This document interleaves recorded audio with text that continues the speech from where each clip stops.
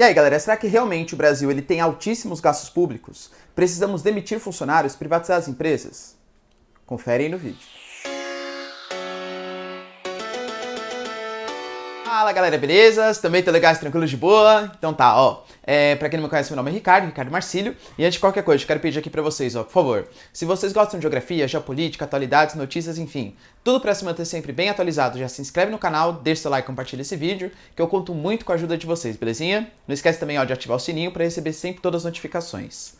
Galera, é o seguinte, hoje nós temos um tema bem importante, né? Uma coisa que vem sendo tratada muito aqui no Brasil, que é a questão que o Brasil ele gasta muito com funcionalismo público. Então a gente tem que reduzir os gastos públicos como forma de despertar interesse do mercado estrangeiro, né? Dos investidores estrangeiros, e fazer o Brasil crescer novamente. Dentro desse escopo, a gente teve duas importantes notícias essa semana. Primeiro, Paulo Guedes, ele anunciou, né, nosso super ministro da Economia, anunciou que o Brasil vai cortar uma série de contratações, uma série de concursos públicos como forma de conter os gastos. Porque, segundo ele, não precisa demitir funcionário público, porque os funcionários públicos, naturalmente, eles vão se aposentando. Então, a ideia é você deixar ele se aposentar, não fazer uma recontratação, né, novos concursos, e assim o Brasil ele deprime os seus gastos públicos. Além disso, a gente teve a questão do STF também. O STF ele admitiu que é possível o governo vender as subsidiárias, não as principais, né, estatais do Brasil, sem precisar de autorização nem licitação do Congresso, beleza?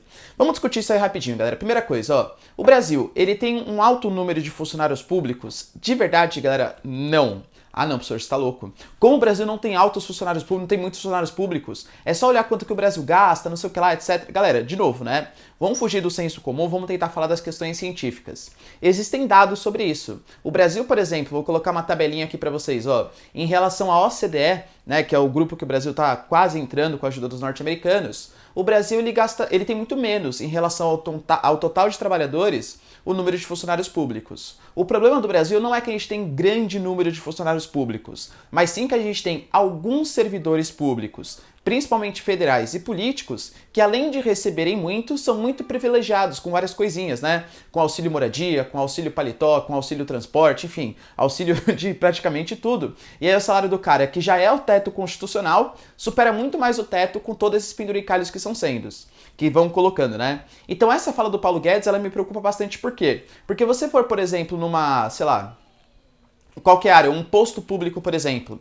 Será que tem muito funcionário público lá? Será que tem muito enfermeiro? Será que tem muito médico? Se você for em escolas, por exemplo, será que tem muito funcionário público? Se você for nas faculdades, mesmo na faculdade federal, a faculdade estadual, por exemplo, poxa, existem vários cursos que não são oferecidos por falta de professores. Então não, o Brasil ele tem, digamos assim, o número de funcionários públicos até que relativamente deprimido em relação à média geral. O grande problema é o privilégio. Infelizmente, exceto a questão da Previdência, né, que vai combater um pouco esses privilégios desses super funcionários públicos, eu não vejo o Brasil falando em cortar esse tipo de privilégio de políticos, servidores federais e por aí vai, juízes, né, e por aí vai, tá bom?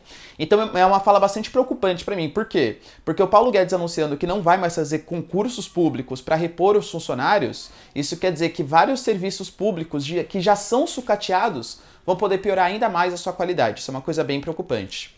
E aí o Bolsonaro, né, também ele deu uma declaração recentemente, falando que ainda bem, né, ainda bem que o STF tá do nosso lado. O que pra mim também é uma coisa muito preocupante, por quê? Primeiro, a gente teve as semanas passadas, aí, se não me engano foi semana passada, o Dias Toffoli, né, que é o representante do STF, em conjunto com o Rodrigo Maia, Davi Alcolumbre e o Bolsonaro, fazendo um pacto pela reforma da Previdência. Até aí, galera, o Poder Executivo e o Legislativo, que são poderes políticos, fazerem um pacto pela reforma, beleza, sem nenhum problema. Eu particularmente defendo a reforma, não alguns pontos, né? Mas defendo a reforma da Previdência.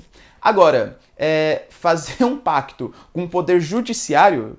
Como assim? O Poder Judiciário não é um poder político. O Poder Judiciário ele não tem que fazer as coisas porque a população gosta ou não, porque é bom ou não para a economia.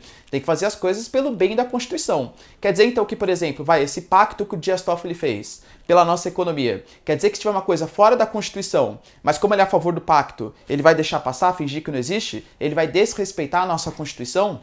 Percebe como é estranho um representante jurídico, que é o STF, fazer um pacto por uma coisa política, não faz muito sentido pelo bem da nossa democracia. E aí, de novo, né? Ah, entendi, o Ricardo é contra a Previdência, o Brasil vai quebrar tal. Não é isso, galera, porque hoje é a favor de uma coisa que eu gosto, por exemplo. E se amanhã for uma coisa que eu não gosto? O STF se judicializar, aliás, se politizar, é extremamente perigoso para a nossa democracia.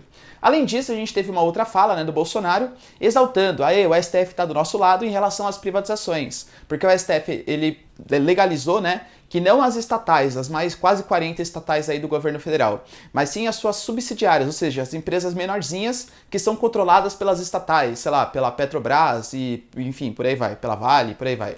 Essas vão poder ser privatizadas. Eu, particularmente, galera, acho que foi uma decisão correta do STF, tá? Porque senão o processo de privatização ficaria muito burocratizado, ser tudo regulamentado pelo Congresso. Para essas empresas serem criadas, não precisa de aval do Congresso. Por que para vender essas empresas precisaria? Eu, particularmente, acho que foi certa a decisão do STF. Mas ela em nenhum momento vai em encontro. O STF realmente agora votou em favor do Bolsonaro pelo fim do Estado, o Estado privatizador? Não. Na verdade, o STF só cumpriu a Constituição e continua não podendo privatizar as grandes empresas estatais do nosso Brasil sem autorização do nosso Congresso, que é uma coisa que eu também acho válida. Acho que sim, o Brasil precisa privatizar, mas tem que ser decidido caso a caso, né? Então vamos discutir o caso da Petrobras, o caso da Vale, enfim, vamos discutir todos os casos. Não deixar tudo na mão do Poder Executivo. O Poder Legislativo tem sim que participar desse processo. Beleza, galera? Então muito cuidado com esses censos comuns que estão sendo divulgados, né? O Brasil tem que cortar gastos, demitir funcionário público, contratar menos, como se fosse uma coisa simples assim. Não, o Brasil é deprimido em funcionários públicos. Infelizmente, o pouco que a gente tem, alguns eles são super valorizados e são super beneficiados e isso acaba onerando os nossos gastos. Belezinha, galera? Deu pra entender? Então, se vocês curtiram, concordam, né? Já deixa nos comentários, quero saber a sua opinião. E se vocês curtiram, deixa seu like, se inscreve no canal e ativa o sininho para receber todas as notificações, belezinha?